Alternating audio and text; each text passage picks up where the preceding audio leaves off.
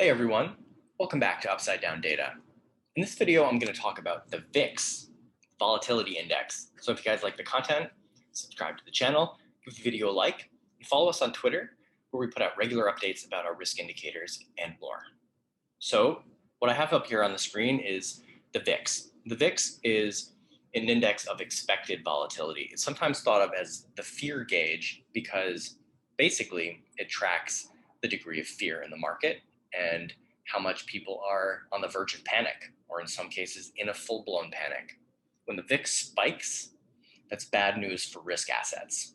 We can see that clearly a number of times throughout history, but the most obvious one that kind of illustrates the point is back in March 2020, when, along with the COVID crash, we saw a monstrous spike of the VIX up to almost its all-time high at about 86.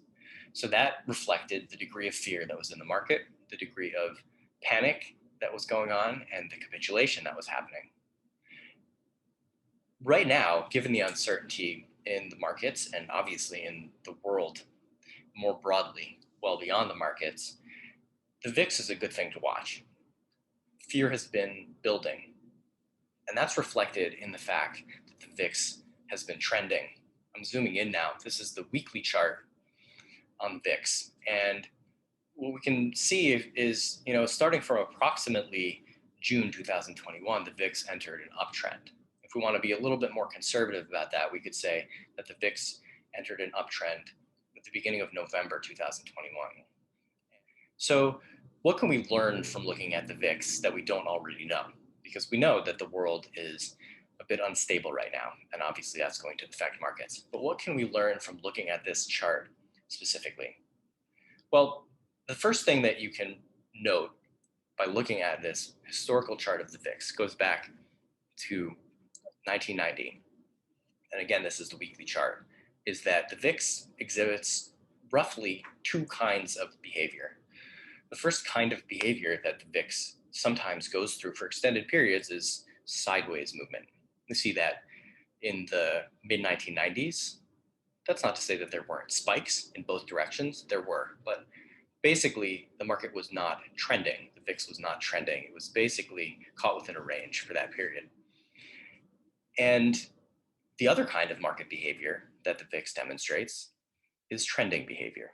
And we see that at a number of times throughout history in both directions. If we go back to the mid-1990s, we see that the VIX entered an uptrend in December 1995.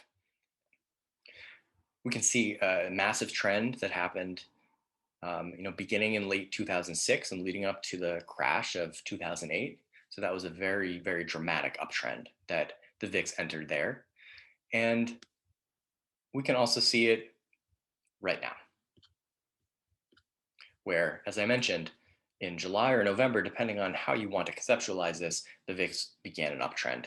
And one thing that we can do here is we can look at the slope of these uptrends.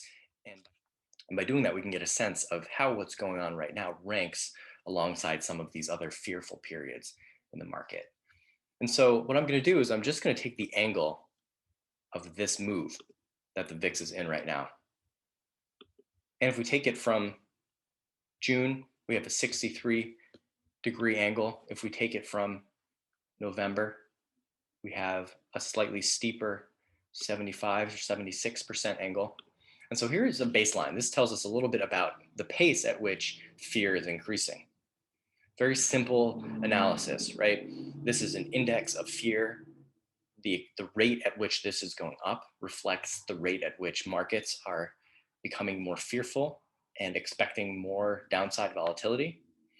And this gives us a quantitative measure of that rate. If we go back in time, we can do the same thing with some other moves, and we can see how this one compares. So let's take this really dramatic one that led into the financial crisis of 2008, because this is the most significant one on the chart. So if we take this from the bottom of the wick here and all the way to the top, we have a 73-degree angle. So on the macro scale, this is a longer time period than the one that we're experiencing right now. But on the macro scale, That was a 73-degree move. What if we look closer to the real spike there, that blow off top on the VIX that came in 2008? There we see an 84-degree move. So that's the most extreme case that we could look at. What if we looked at March 2020? There's some subjectivity in where we start these measurements from. Again, we could look here at the end of November 2019, or we could more conservatively start in January or February 2020, when that specific event, when rumors of COVID and what it could mean were actually starting to circulate. So let's just do both and see what it looks like. So if we take it back from November 2019, we have an 83-degree angle. If we take it from early February 2020, an 88-degree angle. So I think the question that this raises is the VIX going into a blow-off top? Are we gearing up for a major capitulation event across markets?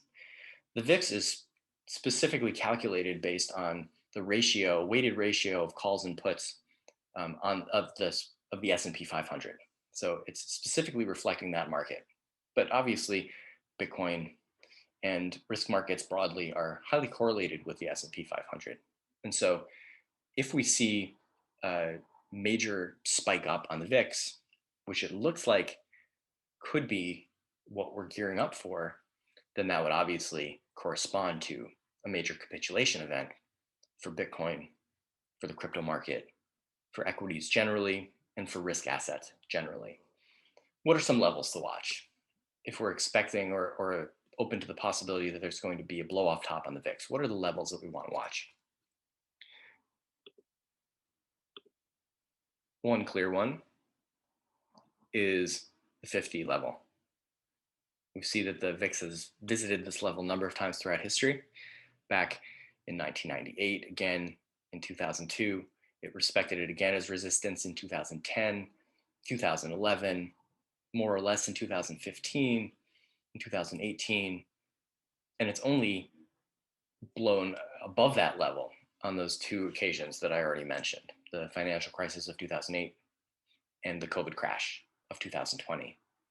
So we're, approaching, still a little ways away, but approaching that critical level where most spikes in volatility have been rejected as resistance and, fear subsided a bit. But on the most fearful occasions, that hasn't been the case. And, there have been times when the VIX has blown right through that into a blow off top, all the way up to, on those two occasions, as I said, the upper 80s. We're not even halfway there yet. So there's an enormous amount of uncertainty right now. There's no way around that. This is a chart that can help us navigate this situation. So hope you guys found this useful. Thanks for watching.